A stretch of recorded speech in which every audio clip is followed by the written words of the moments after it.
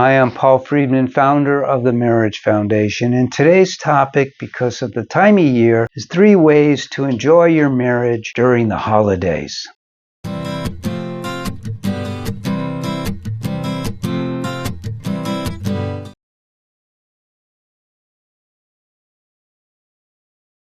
Hi, because it's during the holidays, we have a very special offer for you. So if you look below at the links, you'll see that you could save a ton of money on the online courses, either for men or for women.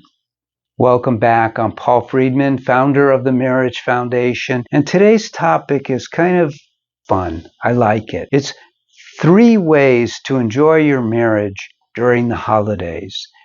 And from our perspective at the Marriage Foundation, the word enjoy is an understatement. The way your marriage should be perceived by you is as a vehicle that God has given you in which you will have happiness, love, and harmony to the greatest extent possible. He has hooked you up with your soulmate. He has designed marriage to be a spectacular vehicle to achieve these ends. And I'm just going to give you a few tips on how to achieve those ends. So number 1, and this will seem obvious, but it's not to most people for some reason. Make sure your spouse realizes that they are more important than the holidays. During the holidays, we're especially busy and we get wrapped up in all sorts of things. I almost used an old Jewish term, mishigas, but it's not just that.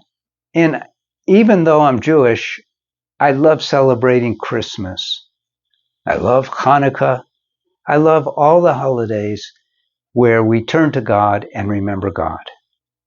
And we should recognize that God has given us, each of us, in marriage, our soulmate, an incredible person, chosen out of billions of people by the great computer in the sky, the cosmic computer, for specific reasons.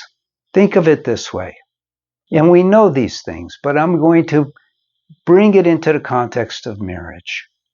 We know that God is omnipresent, which means that He's everywhere, she's everywhere at the same time.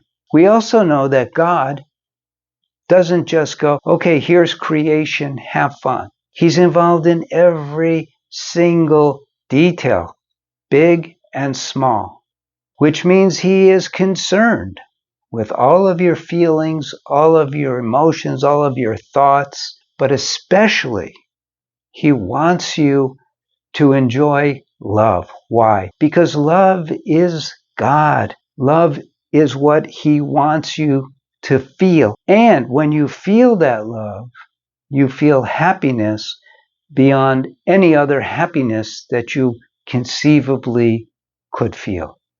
We need that happiness. All of us strive to be happy. And when we have love, we feel happiness. We feel that joy. And during the holidays especially, when we're so busy doing this and doing that and running around and spending more money than we have, we should remember this soulmate of ours is the most important gift you will ever receive this holiday season. Every moment of your life with your soulmate is a precious gift. Now, you might say, well, I don't feel that way. I feel like there's so much strain, there's so much anger, there's so much discord in our relationship. It's not your fault. It's not your husband's fault or your wife's fault, whatever the case may be. It's the fault of not having learned about marriage and how to achieve those ends. You see, when we learn how to drive, we're thoroughly taught all about cars, all about other drivers, all about not drinking and driving, the rules of the road, and it's drilled into us that we have to behave in a certain way. So we learn how to behave in a driver-friendly way. But when we get married, we don't have that education. We're not taught how to be marriage friendly ourselves. So when I first started working with couples, I used to be a divorce mediator. I just changed in 2001 when a couple asked me to help them save their marriage instead of giving them a divorce. Oh my God, because I'm not a psychologist, I did a deep dive from a different perspective on marriage. I said, why do we get married? What is in it for us? What are we trying to achieve? And when I realized that this is not known in the world, I made it a point to really get into this and learn it myself and then teach others. So I have a couple of books. One is Lessons for Happy Marriage. That was the first book that I wrote. And then Breaking the Cycle, the second book that I wrote. And then later, 2009, we started the Marriage Foundation.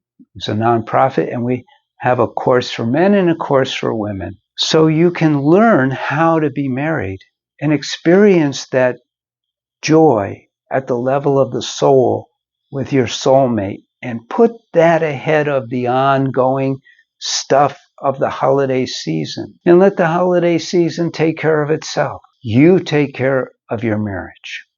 Okay? Number two is kind of beautiful. Make it a point to remind your wife or your husband that if not for them, you would be floating in the middle of the ocean without a compass and without a sail. That you need them. That they are so important to you that nothing else in the world comes close to the importance that they are to you. Why would you do that? Well, for two reasons. One is so they hear it. It's important. Number two, when you make these expressions out loud, our number one sense is our sense of hearing, and we hear ourselves say it. It reminds us of this deep truth that they are the most important person in your life.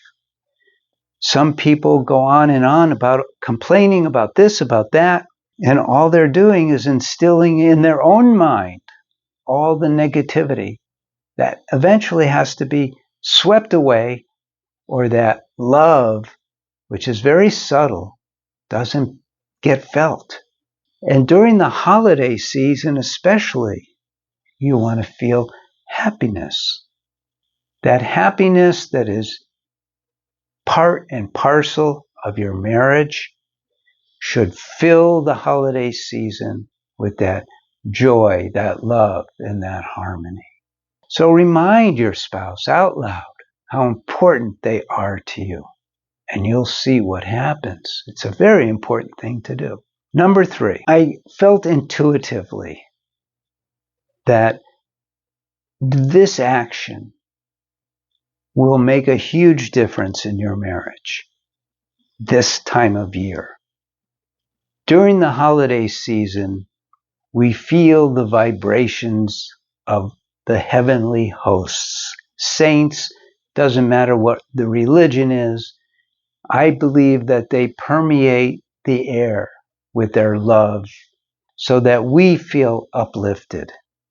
Let's take it to another level and uplift your relationship by recommitting to them, and do it with a flourish.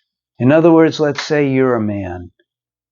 Take your wife out to a dinner, get really dressed to the nines, and really treat her as if you're on the date when you were going to ask her to marry you.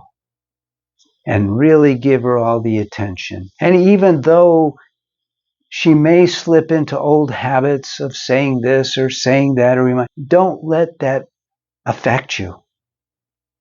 In the books and in the courses, I have a lot of techniques for these kind of moments where someone says something wrong, but essentially what you're doing is you're recognizing that the love of your marriage is more important than temporary words that might be spoken. Transcend those. Get back into the groove of love that brought you together in the first place.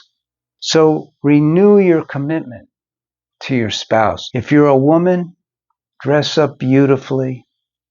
Let him know, I want you to know you're the most important man in the world. Period. Not to me. You're the most important man in the world.